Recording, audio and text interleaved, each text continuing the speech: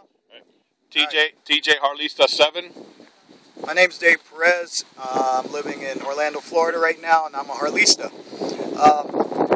I'd say that my passion for motorcycles started at a very young age. I remember distinctly when I was 8 years old, my father took me to work with him one day. He worked in Manhattan, and he was just, as a mechanic, he worked as a mechanic at a gas station.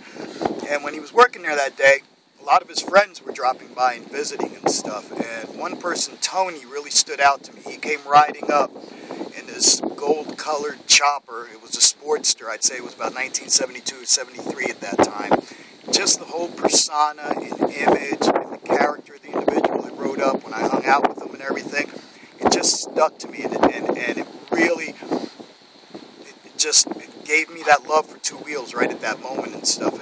And at that time I knew that that was something that I wanted to experience and pursue. I looked up to that, As a kid, I had the opportunity to ride dirt bikes with my cousins and stuff. I didn't have the opportunity to own one myself, but my cousins had them, so we used to ride them all the time. And then eventually I went into the service. I went into the Navy, and in the Navy I found a camaraderie that I've never experienced since then until I joined Llama, which I'll get into. But when I was in the Navy, that was my first vehicle. I never bought a car. I bought a motorcycle. My first motorcycle was a KZ-1000. It wasn't a Harley. I got that. It was affordable at the time on my pay. I couldn't afford a Harley, even though I wanted a Harley really badly. From there, it was just with friends. There was a group of about 5 of us in the military for that 6 years. That's all we did is ride our bikes all over California, Southern California, into Arizona, into New Mexico. And it was that sense of freedom, being in the military and being so structured, being on a motorcycle and experiencing that sense of freedom was a wonderful thing. I got out of motorcycling for a little while. As I got older, as we get older, we build more responsibilities in our lives. We get married, we have children. And, I didn't make a lot of money, so I really couldn't pursue motorcycling at that time for a while. And eventually I got up into Buffalo, New York. But I still was involved in music and in a band, and I was in a blues band, so I was still involved in the biker community and getting into motorcycling and everything that it involved and entailed with all the benefits that we used to play and things like that. Being a Harlista to me, it's more than just owning a Harley. It's part of it's owning a Harley. This is my baby right here. It's part of owning a Harley, but it's more than that. It's more about being selfless, getting outside yourself, being a family person, getting into the community, doing things for the community and stuff. I naturally fall into that through my career. I am a drug and alcohol counselor. I work with the Orange County Drug Court. I work with individuals there, and I also work in the prison system. And I actually utilize being, a motorcyclist, being a Harlista as part of my therapy. It shows individuals that, you can be clean and sober and still enjoy things in life, still be able to be a little bit of a rebel at times, have fun that way, and you don't have to do it with drugs and alcohol, because that's not what it's about. It's about the experience. There's nothing like experiencing two wheels.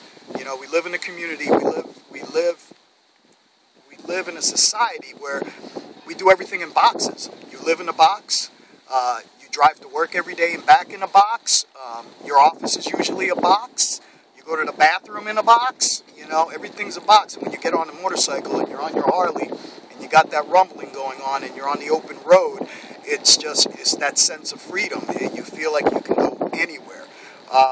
Since I moved to Florida, it's been a wonderful thing, because being a Harlista and owning a Harley too is also part of making a sacrifice. You don't get a Harley with your mind. You don't buy a Harley with your mind.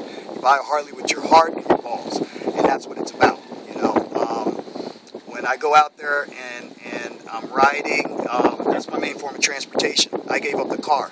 Up in New York when I moved down here, in order to get a Harley again, because I had a Sportster originally. Because after that KZ-1000, I did own a Sportster for a while, and that was my first bike. It was a 73 Sportster. And it ended up being a chopper. Unfortunately, I lost it in a fire when a garage burnt down. But then when I got another Harley, I ended up getting a 2006 Softail. Had that one for a while, and then I moved up to this one so the wife could be more comfortable on it, so she can be part of the experience too. But I made a sacrifice, working the field I work in. I don't make a lot of money, so you know, in order to enjoy this at my age, I still had to make the sacrifice and just say, okay, you know, I'm not going to have a car, I'm going to have the bike, and I'd rather have it that way any day of the week. No other way at all. I ride it every single day, range, cold. You can see it's a little chilly out today. I'm still riding. I wouldn't have it any other way. There's just a sense of freedom. I feel safer on a motorcycle, even though statistically it's probably more dangerous if I get in an accident. I still feel safer on the bike when I'm out there riding around. It's a ride of a lifetime. Money's not an object. Time's not an object. Do whatever you want. Where would you go and why? Money was not an object. My bucket list is to hop on the bike, have the wife on there, and head from coast to coast. Start in Jacksonville, go to San Diego, make as many stops along the way, visit as many biker-friendly places to get that camaraderie, because that's one thing I noticed about motorcycling. There's a camaraderie there. Like I said before, I'm a veteran, and it was something I had in the military. And when I got out of the military, until I got heavily into biking again, I didn't feel that sense of camaraderie again. And I want to feel that sense of camaraderie. That'd be the thing to do. All the way up through Washington State, back down, and then start hitting Central America and meet the rest of the biker community out there.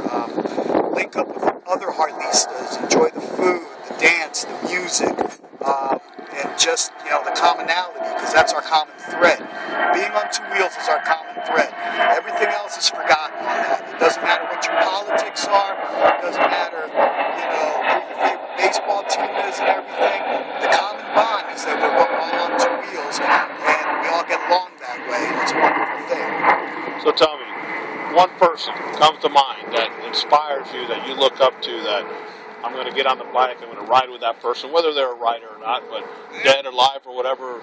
Who would that be? Why? Where would you go? What would you do? Probably right now, on a quick whim, I would probably say the founder of Llama that I'm involved with now, because, you know, he had a dream in 1977, started the club, and since then it's grown into an international thing, and he's living every biker's dream. He's traveling around the world, riding in the mountains and everything, and I would love to hear his experiences and talk to him and dig into some of that wisdom he has in his head from all the people that he's met, everything he's experienced through his travels throughout the United States and throughout the world. So I think that'd be a really great thing to do. Any last thoughts or comments? Last thoughts or comments. If you're out there and you know, I was a biker before being a biker became popular. Biking, you know, nowadays it's a lot of people, it's popular to a lot of people, but if you're going to get into this, you have to get into it with your heart. It's got to be a passion for you, you know. That's part of being a Harlista for me, you know. It's about the passion. It's not with your mind, it's with your heart and what comes out of there. Giving back to the community, getting involved that way. Bikers are some of the most hospitable people in the world, no matter what anybody says, and you got to be a part of that.